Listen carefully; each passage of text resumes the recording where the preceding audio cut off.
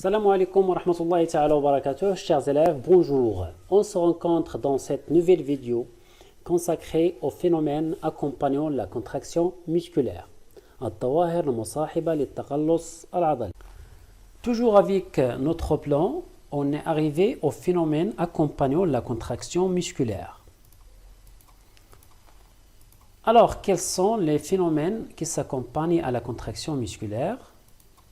Pour cela, on va exploiter cette photo. On a un nageur qui est en train de nager. Lors de la natation, bien sûr, il y a des muscles qui sont contractés et d'autres qui sont relâchés, bien sûr. Alors, on parle de la contraction musculaire. Alors, la contraction musculaire, ce sont en fait des phénomènes mécaniques.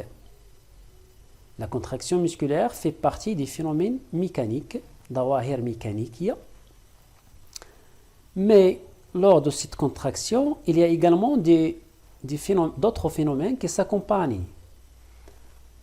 Alors, on voit ici très clairement que la bouche du nageur, elle est tellement ouverte. Alors, ça signifie quoi? Ça signifie que lors de la contraction, il y a également une forte respiration. Rappelez-vous, lorsqu'on a parlé de la respiration comme voie métabolique, on a dit que c'est une méthode de dégradation complète de glucose dans un milieu aérobie. L'objectif, bien sûr, c'est de tirer l'énergie nécessaire à la contraction musculaire. Et puisque la respiration est un ensemble de réactions chimiques, c'est pour cela qu'on dit que la respiration et même la fermentation appartiennent à ce qu'on appelle des phénomènes chimiques et énergétiques. Chimiques parce que la respiration, ce sont des réactions chimiques, et énergétiques parce que l'objectif, c'est de tirer l'énergie nécessaire à la contraction musculaire. Maintenant, on va prendre une autre photo. Vous voyez bien un sportif qui est en train de boire de l'eau et on voit très nettement qu'il y a un dégagement de la sueur, la sueur. Le dégagement de la sueur, cela veut dire qu'il y a un dégagement de la chaleur. Donc, lors d'une contraction musculaire, il y a des phénomènes chimiques et énergétiques qui s'accompagnent, mais il y a également des phénomènes thermiques se traduisent par un dégagement de la chaleur. Alors, pour conclure, lors de la contraction musculaire, qui sont des phénomènes mécaniques, il y a également des phénomènes chimiques et énergétiques et d'autres qui sont thermiques. Maintenant, on va entamer chaque phénomène d'une façon détaillée. Commençons tout d'abord par les phénomènes thermiques. Pour mettre en évidence le dégagement de la chaleur, on a besoin d'un muscle. On a choisi ici le muscle gastrocnémien de la grenouille, qui est lié bien sûr à un dispositif d'enregistrement. Ici, c'est l'oscilloscope. Grâce à des aiguilles thermoélectriques qui sont capables d'apprécier les faibles variations de température. Ça veut dire lorsqu'il y a contraction du muscle et dégagement de la chaleur, les aiguilles vont bien sûr apprécier ces variations de température qu'on va mentionner ici au niveau de l'écran. Alors, on va faire cette expérience dans un milieu aérobie et dans un milieu anaérobie. Alors, dans un milieu aérobie, on a obtenu ces résultats. Mais dans un milieu anaérobie, les résultats sont comme suit. Alors, dans un milieu aérobie, il y a dégagement de la chaleur. Donc, la chaleur, elle est mentionnée ici en orange. En bleu, c'est la secousse musculaire, ou bien la tension de la contraction musculaire. On constate qu'il y a dégagement de la chaleur en deux temps différents. Alors, une partie de la chaleur, elle est dégagée lors de la secousse musculaire, nommée chaleur initiale. Et une partie est libérée après la secousse musculaire, après la phase de relâchement de la secousse musculaire, et nommée chaleur retardée. Pour la chaleur initiale, elle est également subdivisée en deux parties.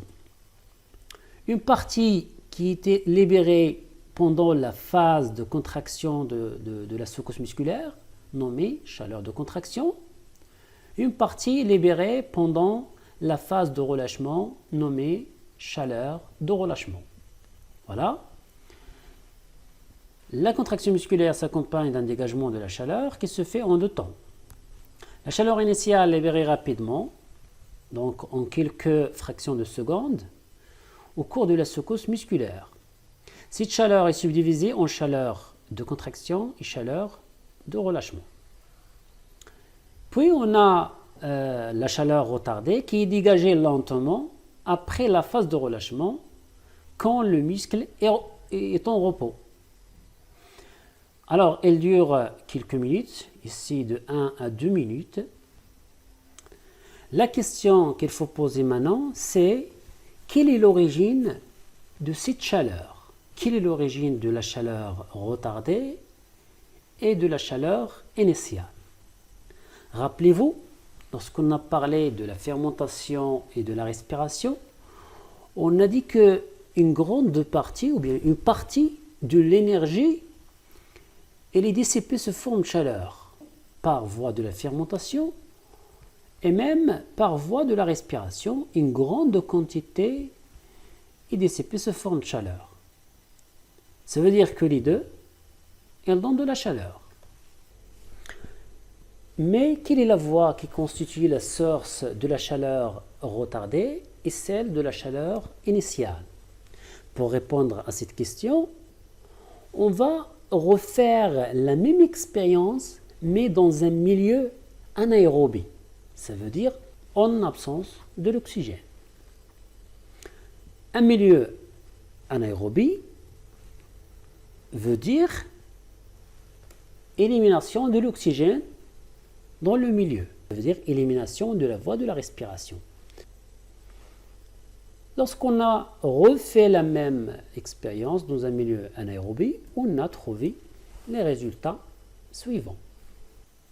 On constate qu'il n'y a que la chaleur initiale dans un milieu anaérobie, pas de chaleur retardée. Cela veut dire quoi? Bien sûr, on peut déduire que la source de la chaleur retardée, c'est la voie de la respiration.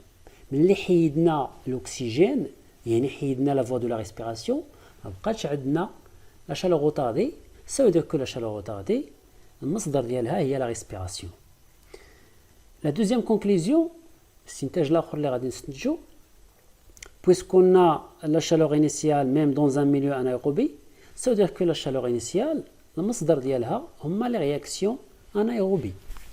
Alors, l'absence de dégagement de la chaleur retardée en milieu anaérobie preuve que la respiration cellulaire en constitue la source.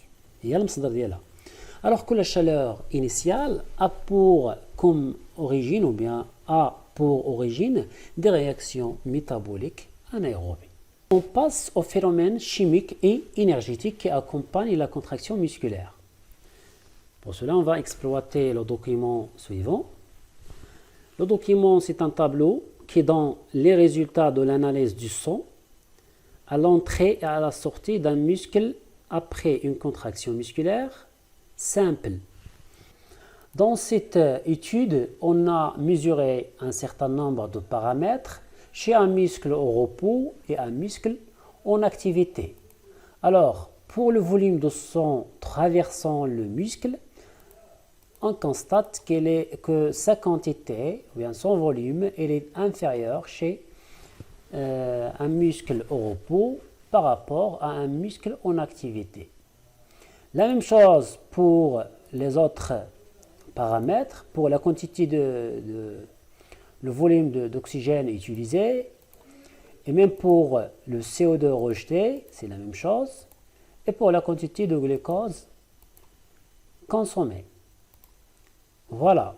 On remarque que lorsque le muscle est en activité, il y a une augmentation de volume de sang traversant le muscle, d'oxygène et de glucose consommés et de CO2 rejeté. Alors pour la quantité des protéines utilisées et la quantité des lipides, on remarque qu'elle reste nulle, soit pour le muscle en repos et pour le muscle en activité. Voilà, donc on a fait une comparaison. Je répète, pour la comparaison, pour un muscle en activité par rapport à un muscle en repos, on constate une augmentation de sang traversant le muscle, c'est-à-dire le débit sanguin, une augmentation de taux de consommation de glucose et d'oxygène, et pas de consommation des protéines et des lipides, soit chez le muscle en repos ou en activité. Alors maintenant, on va faire une interprétation. On va interpréter ces résultats. L'interprétation tafsir, ça veut dire on va donner des explications pour les variations. Alors les variations qu'on a ici, une augmentation de sang traversant le muscle, augmentation du taux de la consommation de glucose et de dioxygène. Alors, pour cela, on va interpréter les résultats des variations. Lorsque le muscle est en activité, ça veut dire qu'il a besoin de quoi? Il a besoin de l'énergie. Il a besoin de l'ATP. Bien. Les besoins en ATP d'un muscle en activité augmentent. حاجيات الطاقية يعني أن هذا المثل كيدير واحد المجهود غيتخصو ATP بشكل كبير. Alors ملي غيجيبها pour cela il va dégrader une grande quantité de glucose. Donc خصو يهدم الجلوكوز. داكشي علاش on a une augmentation de glucose consommée ici. Pardon, ici. Alors باش ينتج l'ATP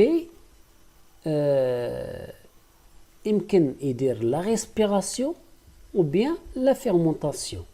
Mais puisqu'on a une forte consommation d'oxygène, l'oxygène déjà bien sûr qui provient par le sang traversant le muscle, voilà. Et on a également un rejet de CO2, donc cela veut dire que le muscle a utilisé la voie de la respiration. Madame استعمل l'oxygène وطرح CO2, donc on va la respiration. Alors maintenant, la déduction. Que peut-on déduire à partir de ces résultats?